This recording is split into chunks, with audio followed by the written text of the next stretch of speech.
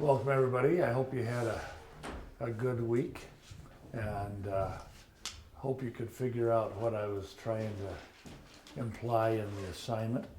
We'll get to the assignments in just a little bit and I'll ask for some inputs. But first I'm just going to review a couple things.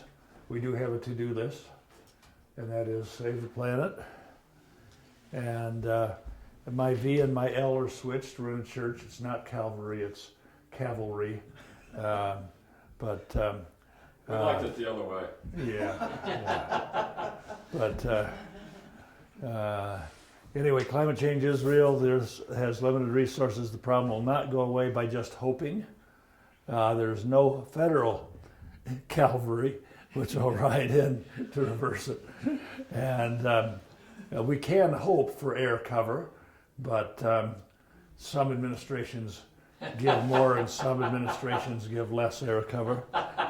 But and with the vested interest currently in control of the federal government, this is a ground war.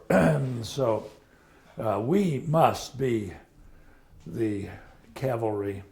So charge. And so the last week's assignment, did you guys have a problem getting data from Excel or your water company or your old bills that you saved or anything? We got it for Excel, but we didn't get it for the water yet because we had to wait 24 hours for them to accept this login information. Oh, there's data access time. Yeah. That's in City of Denver. Yeah. Okay, well that's fine. We can come around and we'll revisit very briefly next week on anything. Did you find out of the stuff you got anything that's of interest? Mm-hmm. Okay, some heads up and down.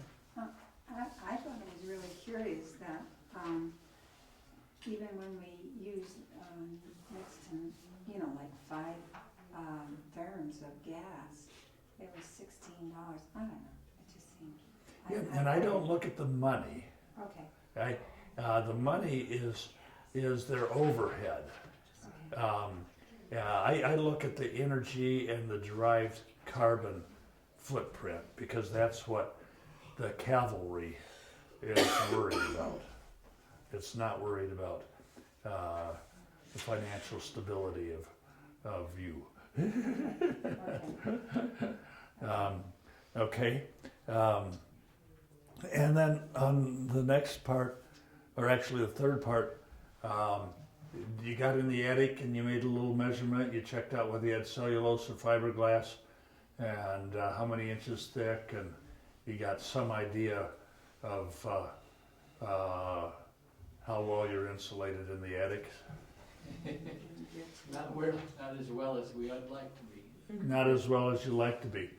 I'll do a quick story on that. When I was in Illinois and I had my 1969 house that had many reasons to be cold in the Chicago suburbs, I got in the attic and it was truss structure, 2x4s, which are 3 5/8 standard, with the cross bracing trusses. And the insulation didn't cover the top of that 3 5/8, i.e. it was less than R10. Oh dear. So I tried to go up and put bats in, crawling around, and after a while I got frustrated with that because it was 1,350 square feet. So I did get a company to come out and blow, and they said they'd get me up to an R15.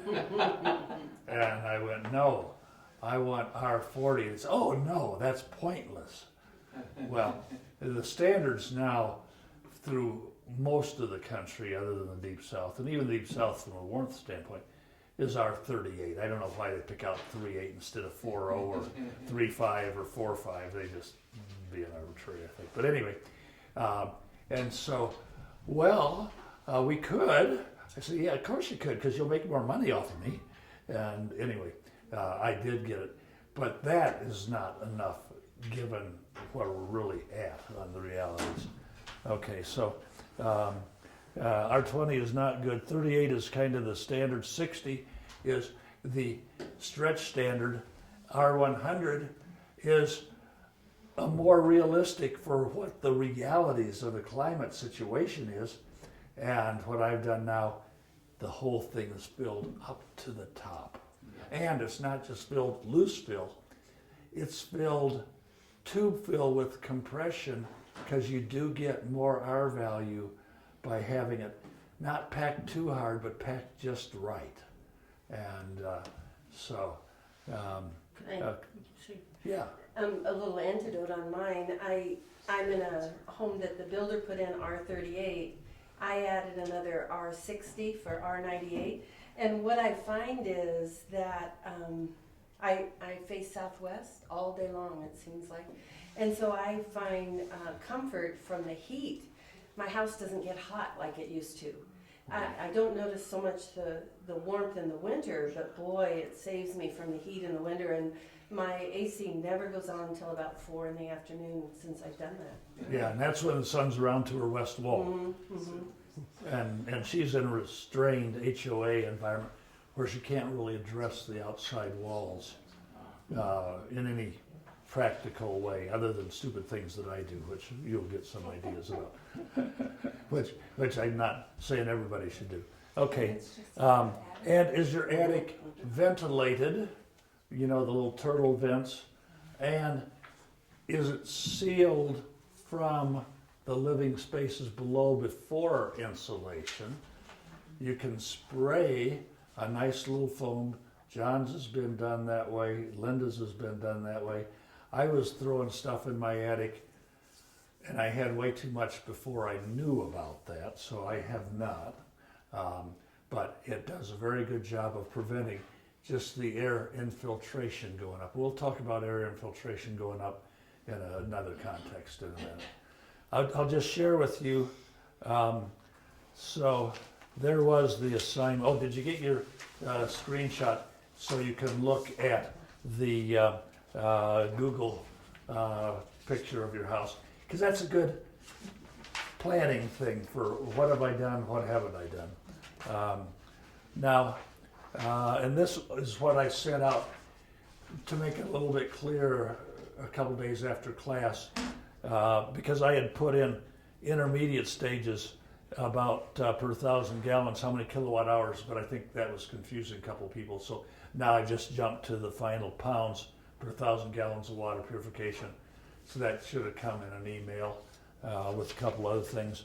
And the wastewater, again, just per 1,000 gallons of wastewater. Now, I'll say on wastewater, the first approximation, which may or may not be good, is that your wastewater equals your tap water, because what comes out of the faucet goes down the drain. But if you are also doing sprinkling, you're doing garden veggies, then it's not. And so you might want to adapt for what your winter 6 months are to take to the summer, because your wastewater is really, you're using the various facilities inside about the same all around the year. Okay, and this, I just sent it in that extra thing, because I don't think it was in the initial handout. And then that was the summary of transport to give ballpark ideas. Very hard. You don't know how many people are in a bus when you use it necessarily. You're not going in and counting up people and doing the arithmetic to figure out what is the per passenger mile equivalent. Now, I'm going to share with you my house in 2002, my house and my other usage. I had not in the past done anything other than the house for the natural gas and the electricity. And but I went back and got my 2002 numbers, and I added in the water, the wastewater, gasoline for vehicles, and food for fattening me up. And in 2002, I had 57,000 pounds approximately, which is about 28 and a half tons. This is 2,000 pounds in a English ton. A metric ton is 2,200, but we're going to talk English units of measure here. And so the metric ton is 1,000 kilograms, and a kilogram is 2.2 pounds. So I was that. By 2008, I had put in 10K of photovoltaics, and I had reduced. It was a better year from drought. 2002 was our big fire year, the bad drought year, terrible. So my water was down, and my natural gas I'd cut down from 1,095 annual therms to 405 by that time. And electricity, I overproduced. So I had negative 6,651 kilowatt hours, and therefore that is displacing on the grid other people's use, and therefore giving me a credit for carbon. And then gasoline, the gas cars changed, and food, instead of being heavy beef, I went to low beef by that time.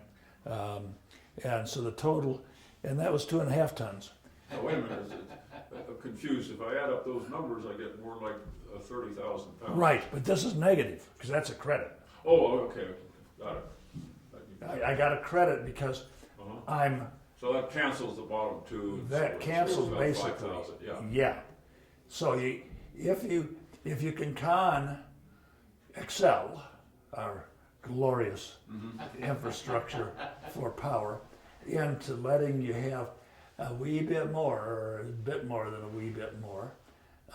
You tell them you're getting an EV, and you tell them you want the full 20% over, and then you round to the next panel. If you do that, you can get some good credits here. And there's reasons we want to have good credits there, because our carbon footprints are not just what we itemize here. We have other hidden carbon footprints that you didn't compute because you can't. Okay, so 2017, 18. Now I said on the last one that I had 10K. 3K of that's not been working. So I only have 7K of PV now, which is very disappointing. But since the roof has to come off and the roofing company has not done that, and I have to have other stuff done and everything, it's been deferred, but it's been deferred far longer than I wanted it to be deferred.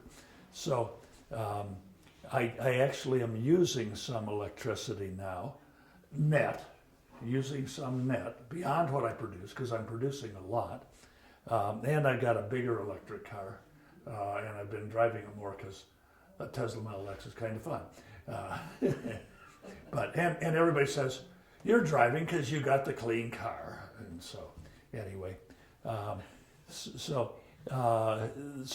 I'm not as good as I was in 2008 on bottom line. But once I get the roof and everything done, I should be back to carbon negative with the extra 3,000 watts of PV. So I just wonder, and only you can clean up your energy habits, but the nation has theirs. Now, Phil did a check, Linda did a check, I done a check a few years ago on the web. You go to Nature Conservancy, and they have a estimate your carbon footprint page. And it doesn't come out anything like this constructive thing, which is the user addressable operational carbon footprint. This is what you can address in your daily use.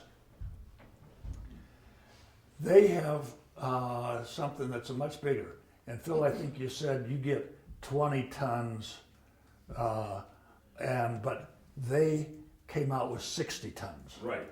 I got 20 tons using your conversion factors and my bill and estimates of my water usage, which aren't much. And then when I went on Nature Conservancy, I got 60 tons. Right. And Linda. And I got, on Nature Conservancy, I got 24 tons. And I'm actually at, my total is actually 1.73 tons. So So what's wrong with Nature Conservancy? It's Well, bigger. it's bigger. I'm going to give you two reasons. One is emotionally understandable. They're a nonprofit that they then ask you to donate to help cover them building forests and things. But the other is real. And that is that I think they're looking at it from the standpoint of the whole nation has a carbon footprint that's so big, and how do we allocate that out to the people, and what things are they that we're allocating out? So, well, there's also the user addressable operational is operational. There's also embodied in your home, your car. It had to be built, okay, and so there's the carbon footprint of that. But then the nation has societal carbon footprints. And wars are a societal carbon footprint. Roads are a societal carbon footprint. Air flight. Airports,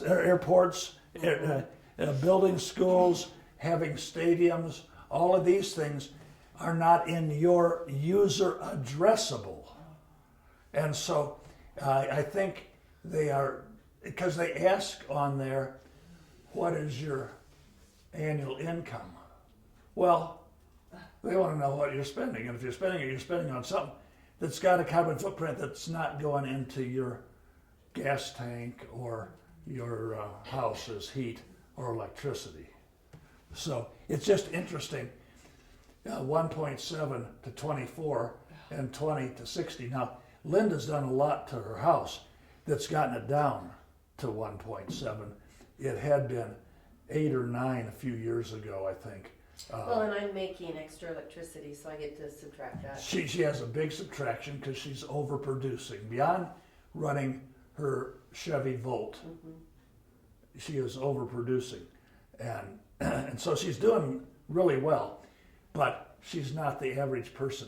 So the multiplier that Phil had from 20 to 60, I think a 3 to 1 of what is user addressable and the societal. Now, I will just say, I think that that's really scary when, as a nation and as a world, the goal is by 2050 to get down to, by cutting carbon emissions 80% by 2050. If individuals can only get down by, not an 80%, the nation has to get its down, i.e. the roads you make, the roads you rebuild, the airports, all of those have to get down. You have to be a more peaceful world, less wars. I mean, whoa, that's hard as a climate activist to get to. So anyway, there's the commercial, the entertainment, the defense, the education, etc. Just to get perspective on carbon footprint, user addressable operational versus user addressable embodied versus non-user addressable societal. That's a bunch of things to consider. Okay, I'm just going to show you an example of on your embodied.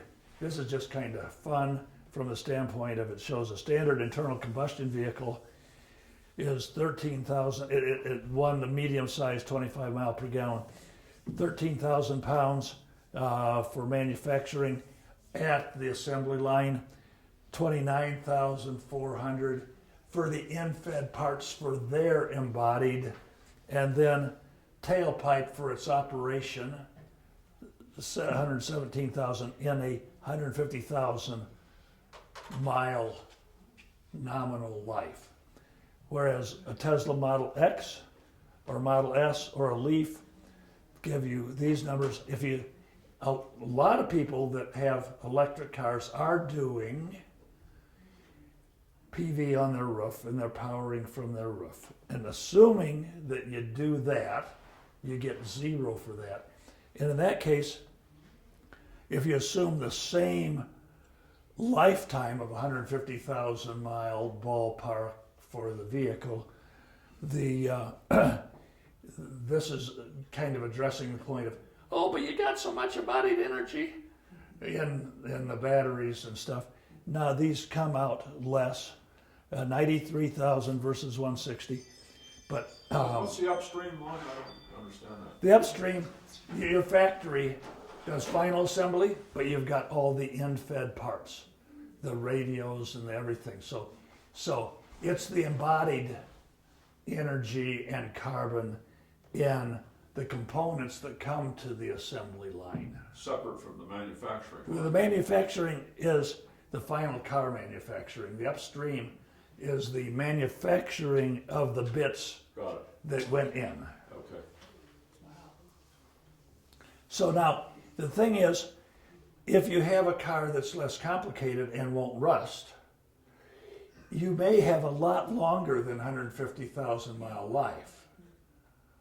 And so I put over here, aluminum bodied electric cars are good for 450 to 1 million, 450,000 to 1 million miles.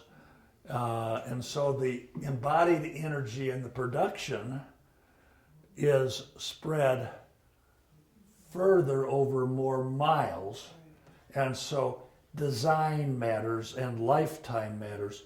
And this gets down to a question of the word that's also in the sustainability vocabulary, resiliency. Do you have a product that is resilient through long life? And so when you say 450,000 for a Leaf or a Model S or a Model X, you're cutting these in a third, so that'd be 31,000 pounds versus 160,000 pounds for the same utility, if you can assume that kind of life. So just perspectives. I mean, we come at it constructively building up with the factors for your user addressable, but now we're looking at things another way. User addressable, but on the embodied side for transportation. Okay. Now, on the collective, the government things and the civil service, the Army and the Navy and the Air Force and the Marines, there we have to be not only personally active on our own, but we need to be collectively through organizations like Citizens Climate Lobby to give economic stimulus. And Phil is the head in the Golden Area for Citizens Climate Lobby, which is pushing the fee and dividend. It's a carbon cost that gets refunded. It's not a tax. The word tax is not, but it's a carbon cost built in from the wellhead mine port of entry. So these economic structures that can motivate people's economic decisions. So I just want to broaden out to get the big picture on how we can address the bigger thing. And you can even put peace groups in. There's lots of sides to carbon footprint societally. The article by Bill Ritter in this morning's Post on the carbon tax. He calls it a good tax, is the title of his op-ed. Good. I'll have to look at that. Thank you for mentioning it, Phil. And does he separate fee and dividend from the other carbon tax structures? He talks about both cap and trade and Okay. fee and dividend. Yeah. Yeah. Cap and trade is Wall Street's favorite because they'll get commissions out of everything. You know, they always, the banker wants to get in there and take a slice. But, okay, so now we're going to go to the home specifically, and this is where we get to the meat of week 2, part 1. So we're going to talk about walls, and then we're going to talk about windows and doors. Walls, they're the part of the building envelope, the wrap around a building. There's a ceiling, there's the walls, and there's the foundation. If you get all 6 sides, rectangular building, 6 sides. If it's a pentagon, 7 sides, you know. hexagonal building, more sides, round building, infinite number of sides. Round? Somebody said round. Yeah. So, anyway, there are standard holes, doors and windows. There's non-standard holes, electrical outlets, cracks, gaps between doors and door frames, and gaps between windows and window frames. And a lot of these, I'll just real quickly, every electrical outlet is set in some kind of a box. This is a double box. It can be a single box, could be a triple box, whatever. And John has come up with a very lovely demonstration of how you can, there's black caulking inside that box everywhere so that no air that comes from the outlet can get into behind the box. That's a slow process, carefully done. You pull these guys out carefully. If you're following all of OSHA's best guidelines, you turn off the circuit breaker first. If you're like me, you don't, you pull it out.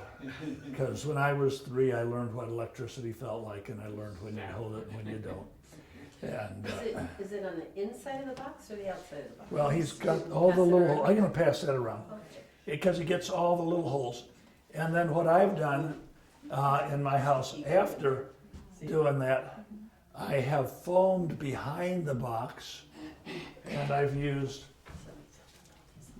great stuff, so it's in its own cocoon.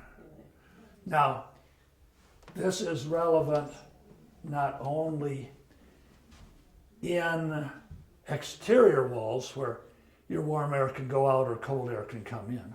It's also relevant in interior walls, because interior walls, stuff goes through some of the holes and it goes up the wall behind the wallboard, and the top plate, the 2x4 at the top of that wall, is taped. Well, it's screwed to the wallboard and the wallboard on the ceiling. They're taped, but there's a passage up into the attic, so the interior walls can have convection losses straight into the attic, unless the attic has been sealed. So anyway, now cracks, you wanna, wherever you have cracks, you use caulk gun, or you can use tape. There's very good tapes out of Switzerland that are will last forever, and they'll stretch as cracks open and close, and they won't pass stuff. And a good, well, Todd Collins in Golden has AE building systems, and they do a very good job. But you know, you can get yourself all gooed up, and you want to change clothes before you do this. You don't wear your Sunday meeting clothes when you're doing this. For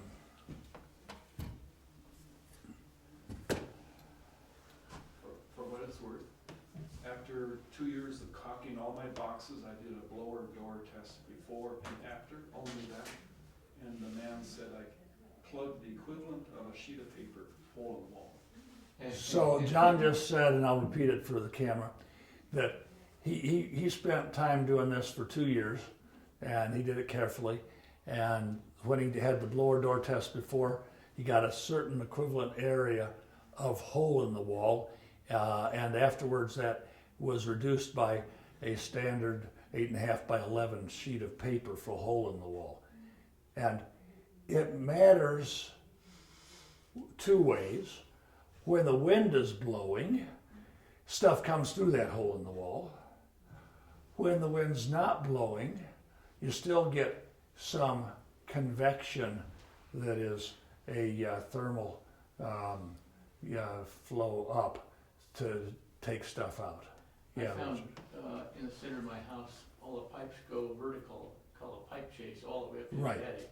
And that provides uninsulated, unblocked area of air to flow straight through. Yes. And I blocked as much as I could, but I needed to do more.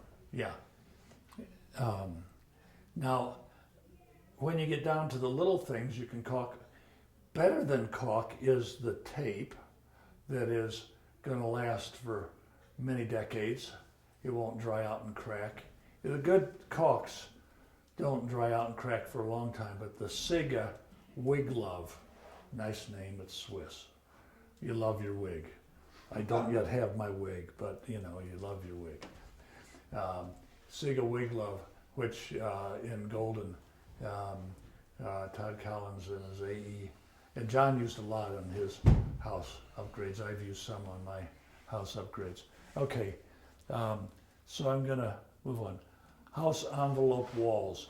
Lots of kinds. There's frame, solid masonry, SIP panel, structurally integrated, structurally insulated panel that has a oriented strand board, foam, and you put these up in big sheets, and that's your wall. So it's not a frame wall. And you can have different thicknesses on it and different types of foam that have a different R value per inch. And then you can have a hybrid where you have a frame and then insulated panels added, and then brick, and you can have insulation added, and then maybe a stucco layer after that. And so lots of different kinds. Now, this is just showing a frame wall with no insulation. This is a core sample, and when John cut holes in his house, I was helping him mount some things, and he had 6 of these, and I took one as a example. But he had stuff in here, but I just took it out for the picture. When I was a kid, my 1954 house had 2x4 walls. That's a 2x4 cutaway, or looking at it 2 different angles. And there was nothing in the wall, because mine happened to have a cedar tongue and groove paneling, and I could put my finger in and see that there was nothing in there. And that was what 1954 was in southern Indiana. But now, you can fill these commercially, retrofit, from an R2 or to 3 to an R14 with cellulose in a compressed, not too compressed, tube filling. It's commercially done. One company that does it is Best Way up in Lafayette. And they've done mine, they've done John's. And they've done Linda's, but not the tube filling of the walls. They've done her attic. But now, this is what, in the late 60s, mid 60s, late 60s, way north it was in the 50s, but a fiberglass bat and a better, snugger fit than that. That gives you, on a 2x4 wall, R9. And where the 2x4s are, you see that there is thermal bridging. And so the darker is the cooler, and this is the warmer, and that's all tube filled in addition to the R11 bat that was in that wall that made it R9, because it was averaged down by the thermal bridging for an over the wall. If you got R11 insulation, but you got wood here and there, you're not R11 overall, you're R9 overall. So now, assuming you've got that, but you also have added a 1-inch layer of polyiso foam at R7 nominal per inch, then you're R16. But you can still tube fill and put cellulose in with this, compressing it and upping the density, and you can get to around R20. I don't know, John, what you consider that yours was before you then thickened the outside, but something in that range, I think. Now, on new houses, one thing that's often done, although there's, I think, a little bit of a drawback from it. But spray, and you got to be really protected because this stuff has gases that you don't want to get. You don't do this into a retrofit on your house. Well, for one thing, it'll pop your wallboard off unless you're amazingly attuned, and that's a risk you don't want to take. Now, one thing you can do, add layers and onto a wall, and this is what I did on the inside of my dining room. There's the old wall, and I'll pass that around, and that's 7.5 inches of polyiso foam, and then I put an inner finish on the wall is redwood. It's decking lumber, and it was the crooked stuff that Lowe's couldn't sell to anybody that had a self-respectable looking deck that they wanted to have. So you get it for 75% off for fantastic redwood that's bent. And you just straighten the bends. And you shiplap it, you route an edge. So that gets you up to greater than R60, about R64. And then after you do that inside your wall, you can put another foam block, and on the outside, take your siding off and do that. And then you can get up to over R100. And when you've done that, you still may have an issue in places like corners, because you have a lot more wood, a lot more thermal bridging with the wood. And windows we'll get to, but the edges of windows are an issue. Windows are an issue generally. Steve, can I make a comment? Yeah. That was such an aha for me to see the infrared pictures of my house, because I had no idea that 2x4s transmitted cold and heat. 'Cause Oh, they you don't do. see it. Yeah, So, but then when you take an infrared, you see all this. you see all of Yeah. that. The thermal bridging is a big thing. It's especially big then in the window frames too. The window frames, the very window technology has been moving along, and we'll get to some of that. But thank you, Linda. Okay, so I showed this last Sunday. So, whoops, how did I? Okay, so I've just kind of gone along over the years. Slowly, I do a wall, and then I do another wall, and another wall, and I take what materials I got. And I go to a place called Extra Building Materials on 53rd Avenue. And just right west by 200 yards, maybe 300 yards from the frontage road of I-25. So north of I-70, south of 58. And they have surplus, meaning it's stuff that was not cut exactly right, or the thickness varies just a little bit, and you get it at a great reduction.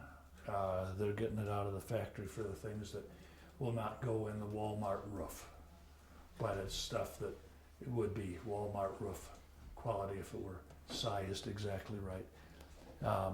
So here's the garage, here's a wall to the kitchen and entryway, the north bedroom, the library room, the master bedroom, the 2 bathrooms, the master bedroom, a little bit outside of the master bedroom before this. And so here's go back. This is the inner wall right there. And so I'm layering up, and that's the sample. That's a cutoff because it's an angle roof at the top. So in order to do it, I just decided, what am I going to do? I'm going to do that because I'd done it in the north bedroom, and I made the north cold bedroom with 3 outside walls. It was a peninsula north bedroom, and it was real cold. It made it the warmest room in the house when I did it. Forwarding. Oh, it's forwarding? Boom. Yeah. And so, it's touchy. So anyway, but then I said, but I got a heat duct here, and I got an outlet. So I just boxed around those, and said, I don't have to do all of that. If I get, 98% of the wall, that's gonna do a lot. So, and then I finished it off with some of this crooked redwood that I routed to make it be a shiplap. And it's better than paneling. So then I did the outside also. So there's the inside, there's the outside. Boy, it does want to go skipping. So anyway, another thing is your foundations. If you take an infrared camera in a house, the foundation is always throwing heat at you. So you can do it from the outside, shovel, dig, get the rocks out. And 4 inches of poly, so R28 add. And then this is what new builders are doing. They're doing the inside. And this is Linda's basement. And the thing is, it's good, but every time that it's tied on, the infrared picture shows blue, meaning cold, because that's a metal spike, a conductor. And it's better to do the outside than the inside, because if you do the outside, you got the whole concrete foundation wall be thermal mass providing stability out of your temperature. Now, so you can do the outside of walls, you can do the outside of foundations, you can do the inside of walls, the inside, but where you have an overhang, it's kind of interesting. This is the spot that builders forget. With a big F-O-R-G-E-T. Forget. And so where the joists come out for the cantilever, you cut 2-inch holes and you look up and you see there's nothing, and you see the floor of your bedroom right above. The floor of your bedroom. The cold floor of your bedroom right above. Yeah, well, in the winter. And you can buy these things which plug the hole after you cut your hole, okay? And so, this is a December day, late December, and you get cellulose, or you have it commercially done. This is one that I figure I can do. John took that picture. He came over to see what stupidity I was doing that day, and took that picture. And then you tap these in, and you caulk around, and you put a little caulk on them as they're going in. And so, now, this is called a rim joist. At the edge, you've got your concrete wall, and that's a rim joist. And what builders do is they stuff, and this is more neat than most, they stuff a little bat of fiberglass in it. It doesn't have a paper backing, doesn't have a foil backing, but they just stuff it in. And they say, we insulated that belt around the house. That belt is the cold belt, the very cold belt. And if you take that out, and on Linda's house, we replaced it with polyiso, but when we took it out, she looked and she could see 2 blocks away around a pipe hole, and she started to understand why there were insects in the basement. Wasps in the basement, not just nice guy insects. They weren't butterflies. If it would have been butterflies, you wouldn't have. You would have. Yeah, okay. We wouldn't have done the job if it would have been butterflies, especially monarchs, because they're endangered. So this is hers when done, and we put 2 3-inch pieces cut to fit. Now it's easier if you have standard floor joists, but these were these, so you had to cut little notches, and then we foamed them with great stuff. We caulked the edge and we went in and we foamed. So there's no air getting past these. And this is not a fast job. I just started dating her at the time. And she thought, what is this crazy man having me do to my house? She really did. and I was a crazy man. But my house, the basement had been finished mostly. I couldn't do it in my house. I could do it in some places. And I saw hers and I went, my God, it's accessible, you know?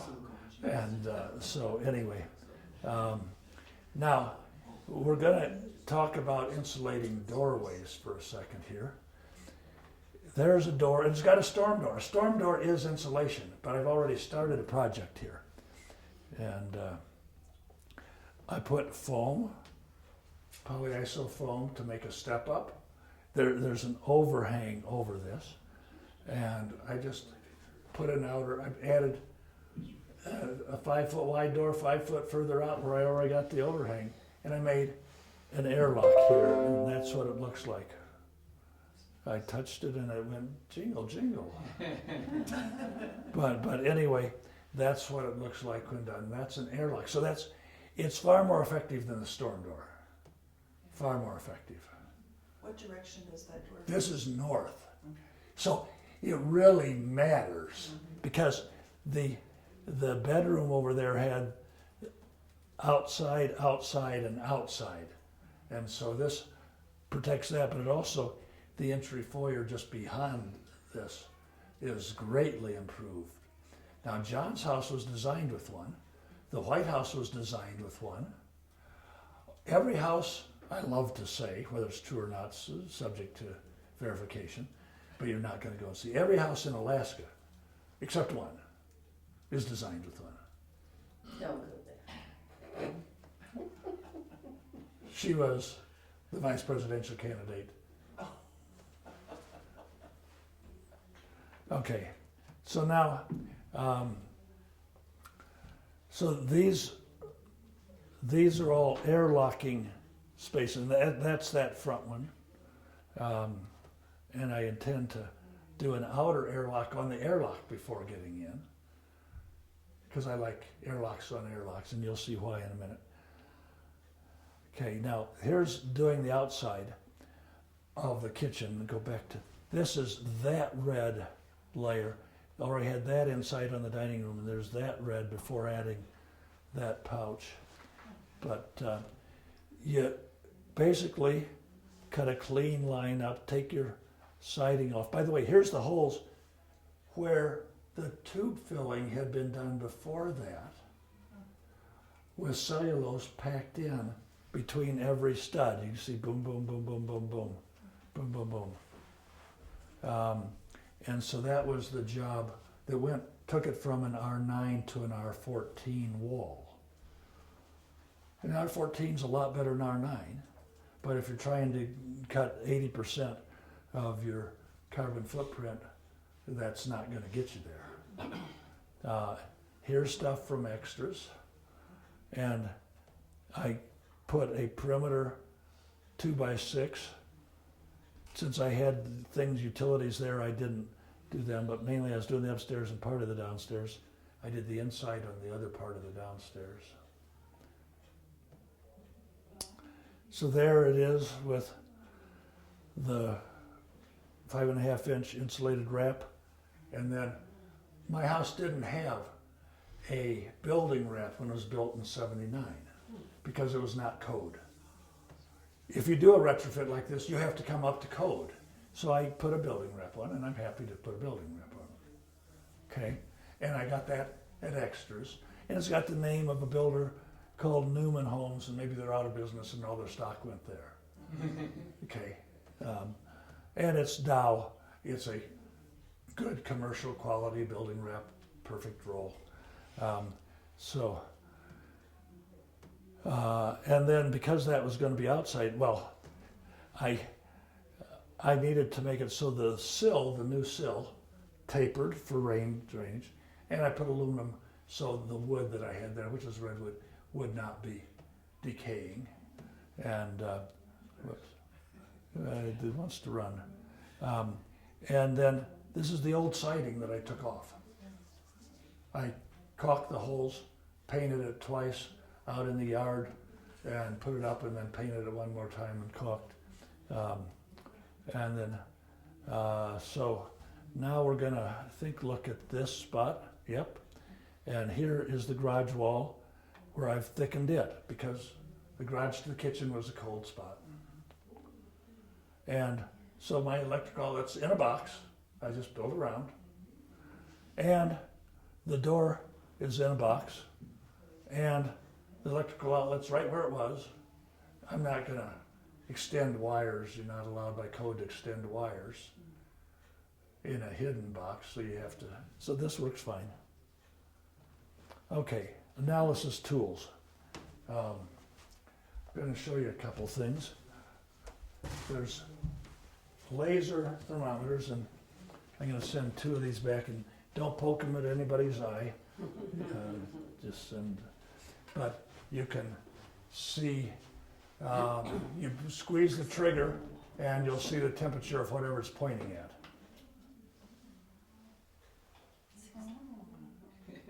And you can change it from Celsius.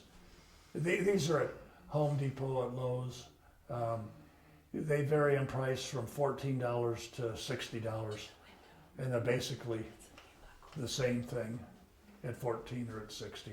There's a little bit of how big an area are you measuring. Why are my hands so cold? Because Or it- Mart. it's, yeah, do your heart.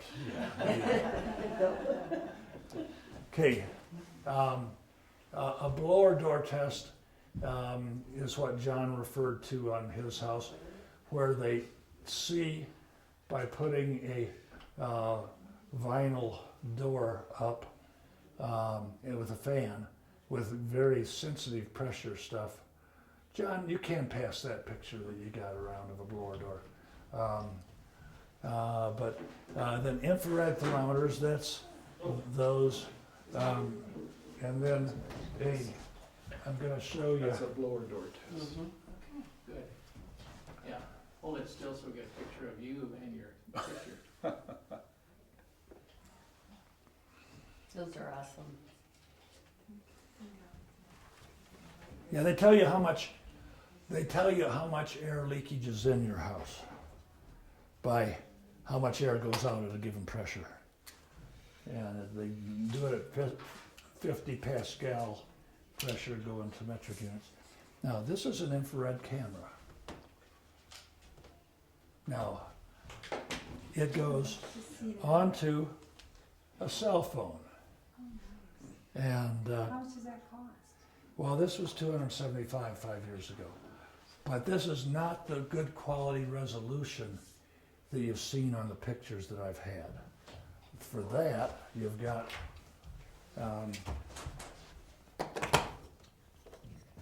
this. And this gives you fantastic quality pictures and new technology in FLIR. They actually will take a visual picture and the infrared picture, and they will overlay a little outline so you can really tell exactly what you're getting. This is just the last 4 or so years they've got that technology. And this is an 1800, but on Black Friday, it was $11.99. And I finally bit the bullet on Black Friday and did it. That's where I got all those nice pictures. Yeah, that's all the pictures that are in here. Okay, you can use smudge candles. Little candle that you have out and smoke comes off, and you go around by your windows and just see where air currents are going. And radiation flow meters.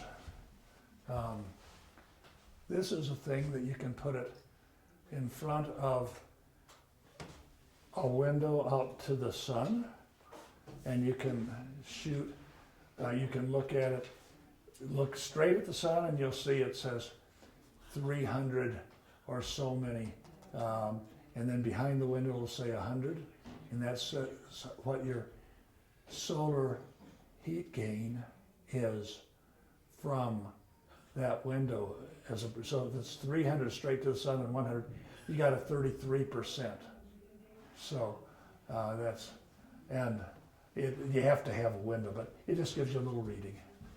You might just demonstrate that So- Yeah, but in here, we're not gonna get So anything. you and I would pass Yeah. it from the sun direct to the sun behind the window, Right, and you'll see the difference the window glass is making. yeah. And that's for, for the solar heat gain factor. And we'll talk about fenestration factors in a minute. The battery's probably almost dead on that, I'm sorry. I didn't have a replacement. But, and that's about $140.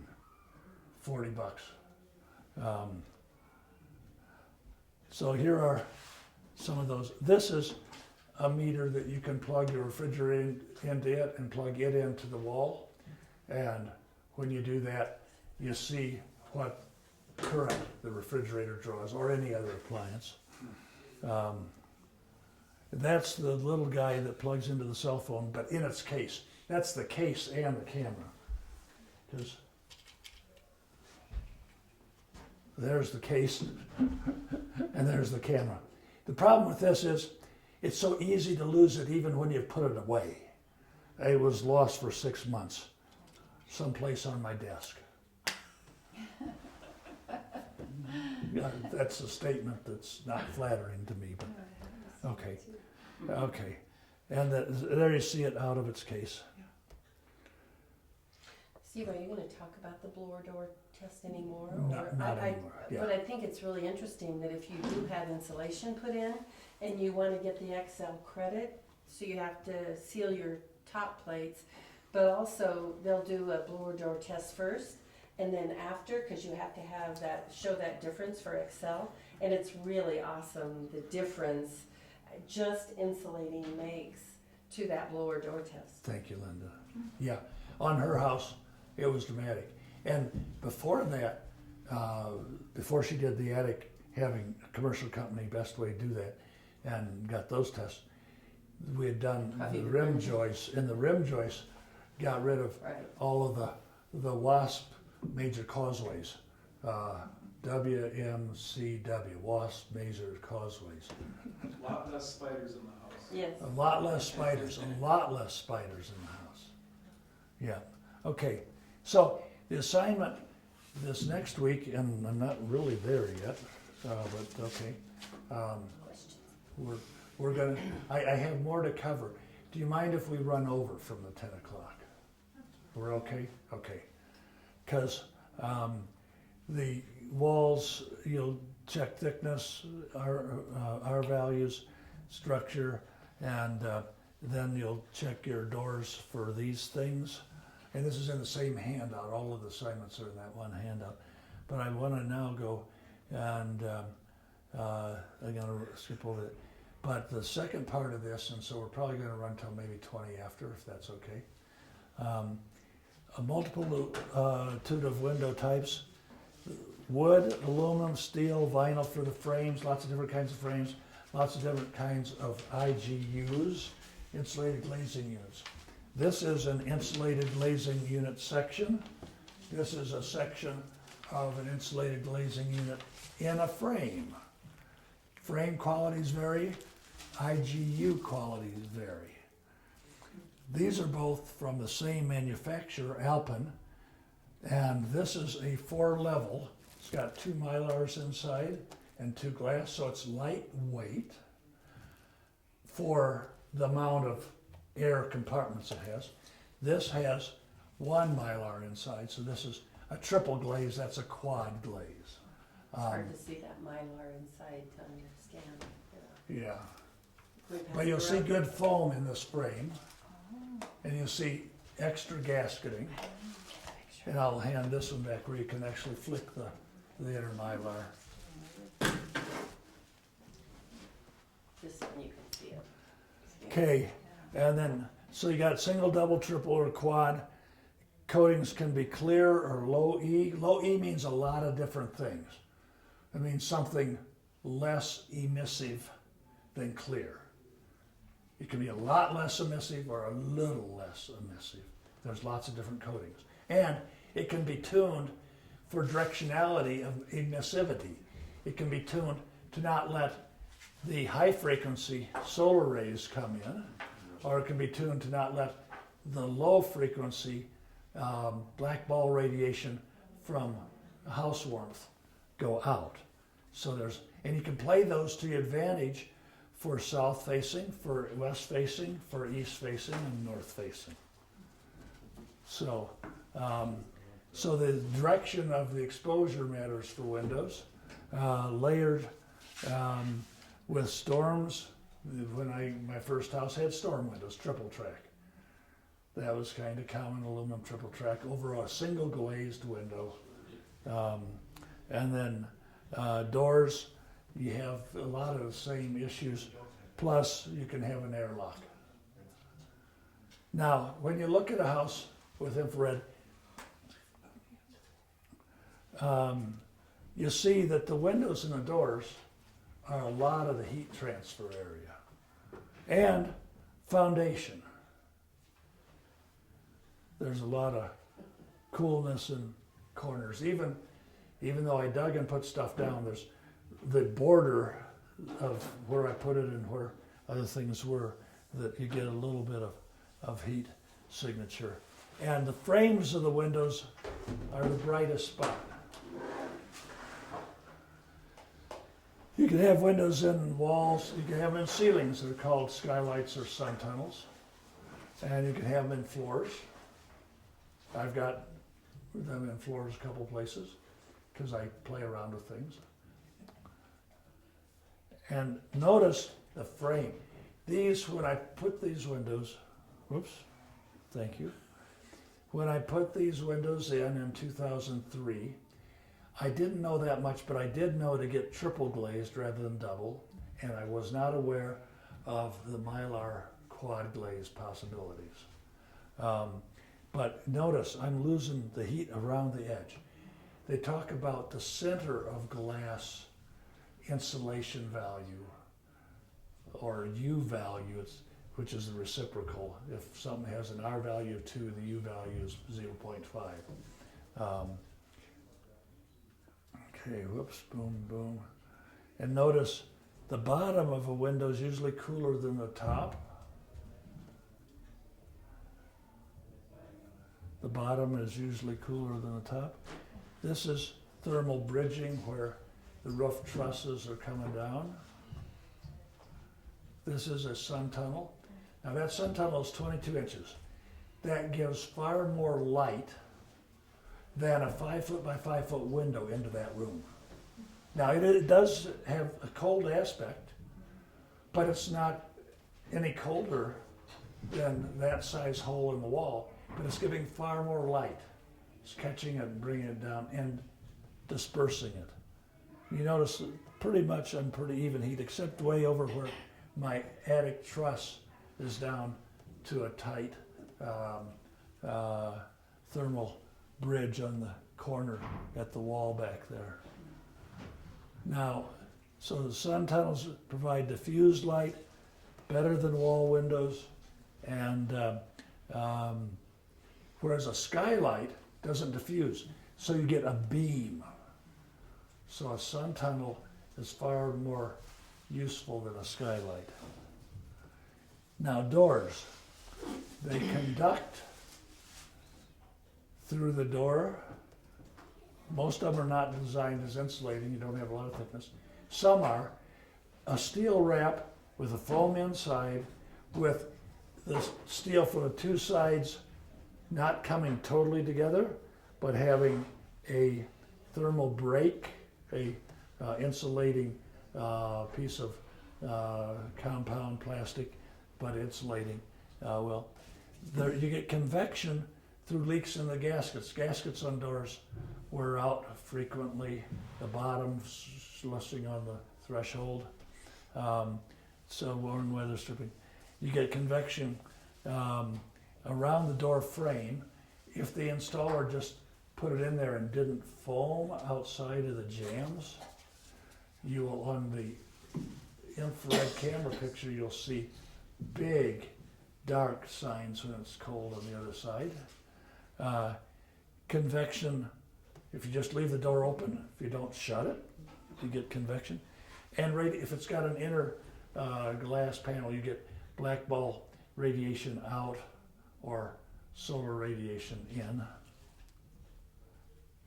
So This is a modest quality door, but this is the outer airlock.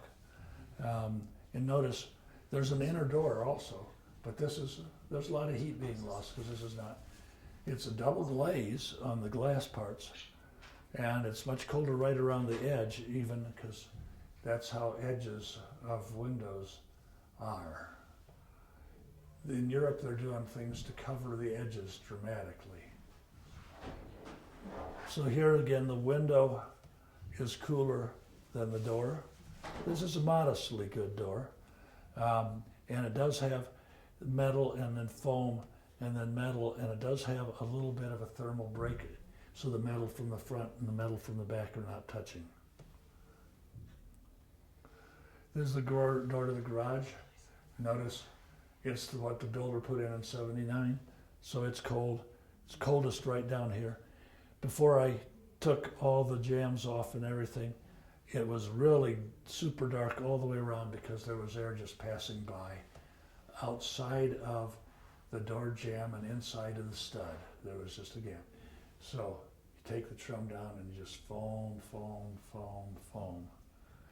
But since you have a metal threshold, the metal is going through.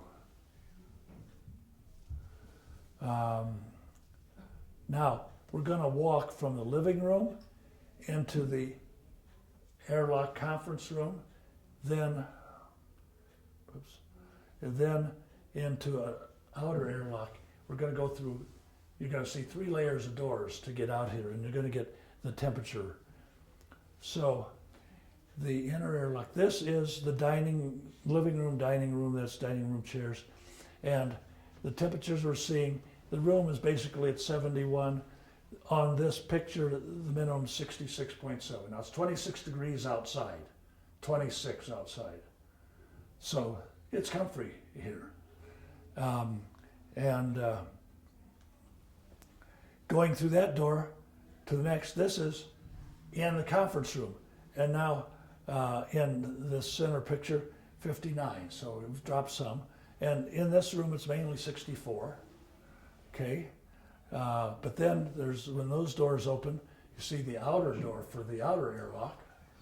And wow, and now we get a 39.8 and a 41, and so that's both sides of that French. So it's 26 outside, and now we're seeing 35s. So each layer gives you 1 or 2 climate zones. You just move south, okay? You don't have to have a house in Scottsdale because every layer gives you a climate zone or 2. So I just wanted to walk that path to show what you can do around doors. And you make spaces that are 3-season or even 3.5 season spaces. Now, this is going extreme. This is somebody that's, a little bit batty. Okay, but it's going to take a lot of batty people to solve the climate issue. A lot of batty people. And for them not to end up in the White House or a different kind of batty people. Oh. Okay, so fenestration, that means holes in walls, windows and doors. So you can get ratings for them. They're rated for energy loss, heat gain, light transfer, wind pressure that they can take. Also, sometimes the rating sheet for them that's stuck on them when you buy them has condensation aspect. And so you have frame and the glazing unit. And you saw the frame is usually the weak part of the story in this country. In Europe, they've addressed that, and in this country, it's starting to be addressed with some of the window manufacturers. So this is a fenestration label. You always have the U factor. So this says 0.3. That says that you lose at a rate of an R3.3 wall, because if you take 1 divided by the 0.3, you get 3.3. It's the reciprocal. So that 0.3 says that 3.3 is your R value. So that's like an R3 wall. What are the units for the .3? The 0.3 is a US standard slash I minus P. I don't want to go there because you don't want me to go there. Trust me, I don't want to lose everybody by getting into a level of nitty gritty. Now the solar heat gain, this is the incident from the outside, from the sun. 53% of the solar incident is, which is on that little meter that we passed around, but we didn't demonstrate it because we don't have sunshine. And then there's the visual transmittance. Now, generally, if you make these numbers tighter, this number also comes down. But depending on what sputtered metallic coatings you have on your layers, and if you have a 4-layer window, you could be sputtered there, sputtered there, sputtered there, sputtered there, sputtered there, and sputtered there. On a 2-pane, you could be sputtered there and sputtered there. Okay, there's lots of surfaces. And they put different sputterings different places to try to achieve different results. And the sputtering on here causes some stuff to bounce back that was coming, and some stuff coming that way to bounce back. That's what low E windows are doing. They have different metallic compounds, and they keep experimenting, trying to get something that will give better stuff. So here you see, this is an uncoated double glaze. The U factor 0.46. This is your good old moms and dads thermal pane. Thermal pane, it's 2 pieces of glass. That's better, right? Well, it is better than 1 piece of glass, but it's not got any treatments to bounce selectively what's coming at it in the 2 directions.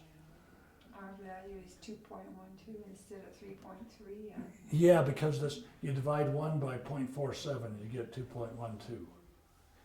This is what they tell you. For the average consumer, it would be nicer if they told you an R value, but they don't. This is what they tell you. So you divide that into 1, and that gives you an R value. So basically, it's an R value of 2, basically. Divide whatever U factor Yeah, by 1. yeah. R equals 1 over U. Now this is a 0.27 U, so this is a 3.7.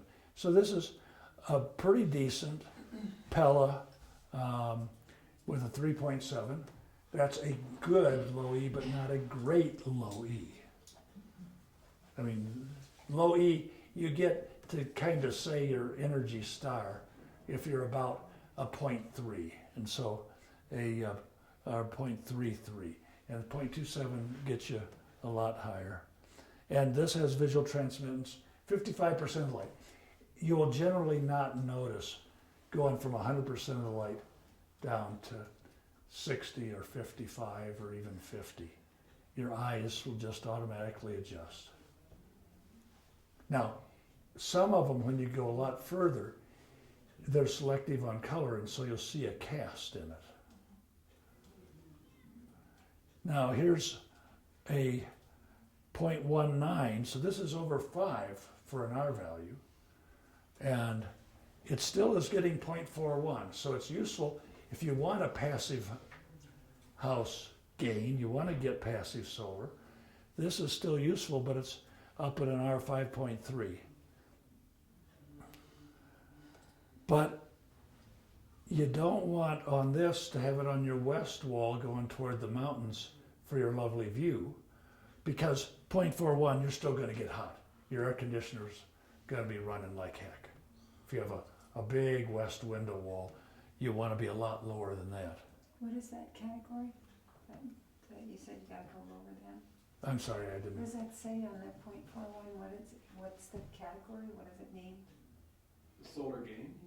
Oh, The solar this is solar heat gain. SHGC, solar heat gain coefficient. Solar heat gain, how much of the sun's heat comes in. Okay. And this still has good visual, 0.53. You can see the mountains, but you're going to get heated by the mountains. But you're not going to lose nearly as much as a regular low E. This is a much better because it's an R5.3. Now, here is, whoops, boom. This alpenglass, this is what was just passed with the 4 layers, and U factor 0.08. Well, you take 1 over 0.08 and you get 12.5. The R value of this is 12.5 at the center of the glass. 12.5 for an R value. That's better than a 2x4 wall built to 1995 to 2000 building codes with fiberglass bad inside. And this is a window. Window better than a wall. Okay? And that's what all of John's windows are because he upgraded to these. And I'm lucky to have a few of those too. And they are doing nicely. Now, you can put different gases in. This is krypton gas. So if you're a Superman fan, you understand that this is not really bad necessarily, just because, you know, Krypton has bad Superman reputation. But, and the solar heat gain is still 46. So you can have this on the south side of your passive solar house, and you still get winter sun warmth to heat your house, and you can still see out with a viz of 0.62.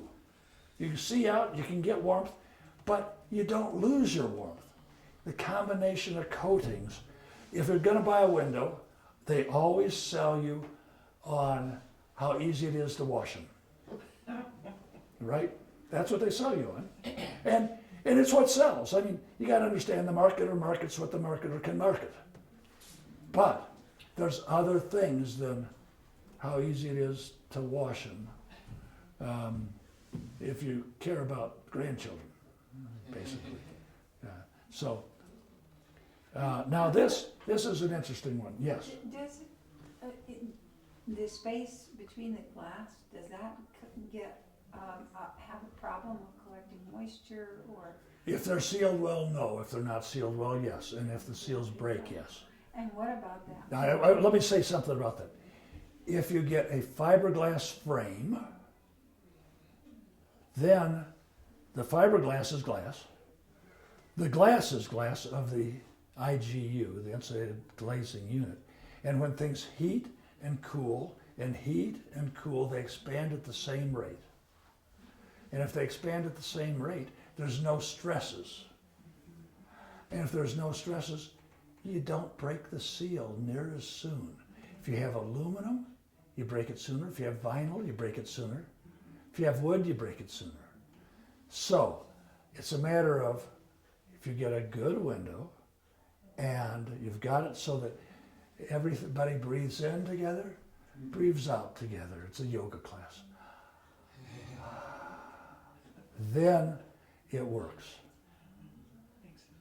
So I could have a long tangent, but I'm not going to do it. So this is a U factor of 0.10. 0.10, that means it's an R value of 10. And this has a solar heat gain of 0.15, but actually this is the one that's in John's house. And this, we tested it on the meter. It said 0.15, but it's 0.02. And it doesn't let anything in, and it looks a little green. I mean, it has indigestion. It looks a little green, you know, or like a frog. And visual transmittance is still 0.3. I mean, that's not real high. That's reflecting that it looks a little bit green. You're not losing all the frequencies at the same rate. And on this one, they actually gave condensation factor. Okay. Now, this is your second assignment. And am I done then? Yes, I am. Okay. So you're going to study your walls. And when I say area, you don't have to measure things down close. This broad, how much wall have you got? You know, on north, south, east, west. And Is it cinder block or is it brick over frame? And then windows and doors, what is the frame material? And how many layers of glass or mylar, how many layers? In other words, that is N and N minus 1 is the number of air spaces or krypton spaces for people that got theirs made. Superman brought them when he came in the shooting star. Anyway, and if you have any records of when the windows went in, your fenestration statistics, look at those, because now you have some appreciation for what those things mean. And if you ever were buying windows, they have to have that label. They didn't have to have them when I put my triple glaze in 2002 or 2003, but now they do, because that is what's important. That determines whether your windows are working for you or against you. Seems like my house has more than one really large picture window. That sounds like a large hole for whatever you got. Yeah. Well, it could be a good large hole Yeah. with the right statistics. Okay. And then direction they face, general sense of area in the different directions. And then you bring into play, are there trees? Are there overhangs? Because overhangs, when the sun's high, that makes it so the sun's not coming in. So you don't have to have the solar heat gain factor be very blocking. Okay, any questions? How do we handle this in Alaska versus Hawaii? Sounds Oh, like yeah. the Alaskans would have R100 would be the standard rather than just a nominal best. You're really in Alaska. Well, I think the standards for walls were much better in Minnesota than they were in southern Indiana when I was young. Oh.